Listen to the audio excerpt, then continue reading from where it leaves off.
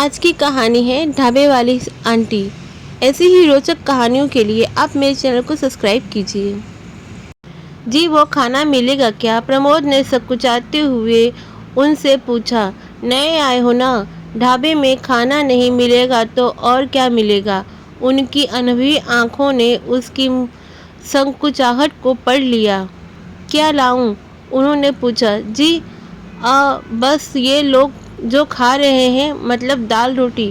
कितने की होगी ये? एक दो लोग और थे जो वहाँ खाना खा रहे थे। उनकी थाली में दाल रोटी सब्जी चावल देख के प्रमोद ने वही खाने को उनसे कह दिया। 20 रुपए की थाली है, 4 रोटी दाल सब्जी और चावल। आराम से बैठो बेटा, लगाती हूँ, उन्होंने बड़ी ममता से कहा और रसोई में चली गई। ओह जी, पर एक बात है, मेरे पास सिर्फ 19 रुपए हैं।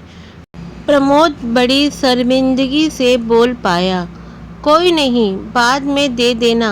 अब खाना खाने तो रोज ही आओगे ना यहाँ?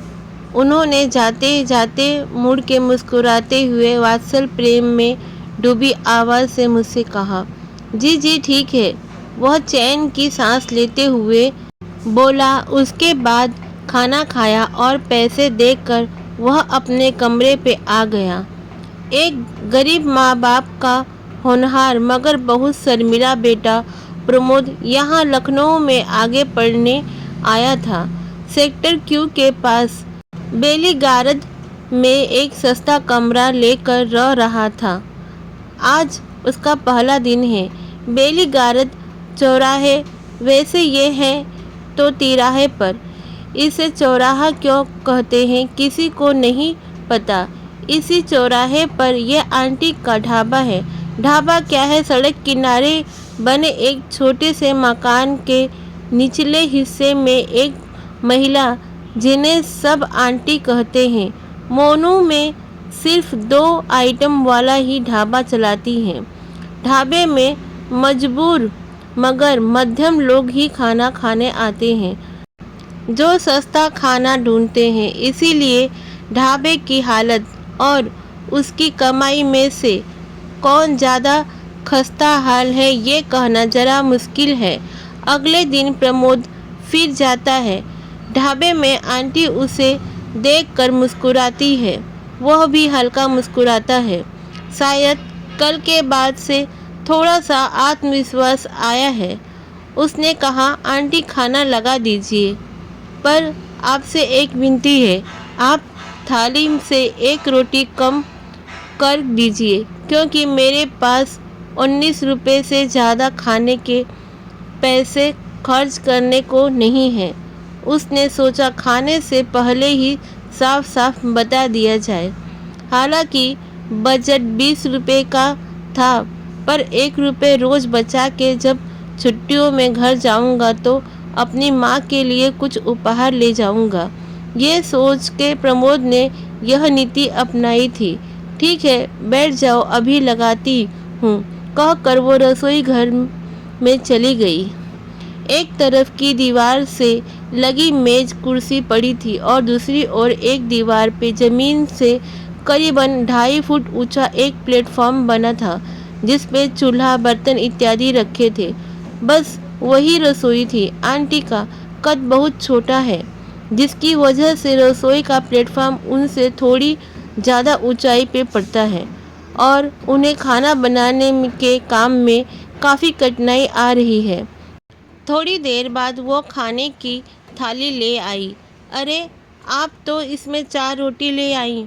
मैंने आपको कहा। मैं आगे कुछ कहता कि वो बोल पड़ी।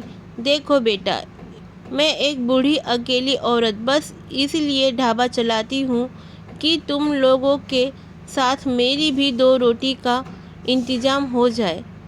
अब 1 रुपए के लिए क्या तेरा पेट काटूंगी, कहकर उसके सर पे हाथ फेर कर वो चली गई। ऐसे ही रोज़ ये क्रम चलता रहा। प्रतिदिन वह आंटी को ऊंचे प्लेटफॉर्म पे बड़ी मुश्किल से काम करते देखता। घुटनों में तकलीफ के कारण बैठने के कोई काम उनसे हो नहीं पाता था।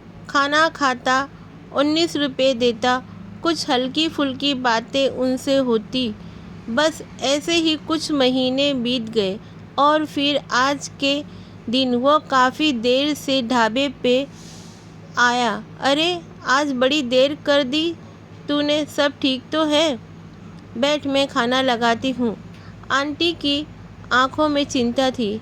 प्रमोद ने कहा, सब ठीक है, और हाँ, खाना तो खाऊंगा ही, पर पहले आप रसोई में आओ मेरे साथ। उनका हाथ पकड़ के वह रसोई वाले हिस्से में उन्हें ले आया और उन्हें रसोई के प्लेटफॉर्म की ओर खड़ा किया और फिर उनके पैरों के नीचे पूजा पाठ वाली दुकान से खरीदी लकड़ी की एक मजबूत चौकी रखने लगा। तो वह आश्चर्य से भर गई, उस पे खड़ी हुई और उनकी आंखों ने न जाने कितने बरसों के बंधे बांध खोल दिए। प्रमोद ने उनके पैर छुए। आंटी ने प्रमोद को गले लगा लिया और रोते हुई बोली, ऐसा बेटा भगवान सभी को दे। ये कहानी आपको पसंद आई तो ज़रूर चैनल को सब्सक्राइब, लाइक, शेयर कीजिए।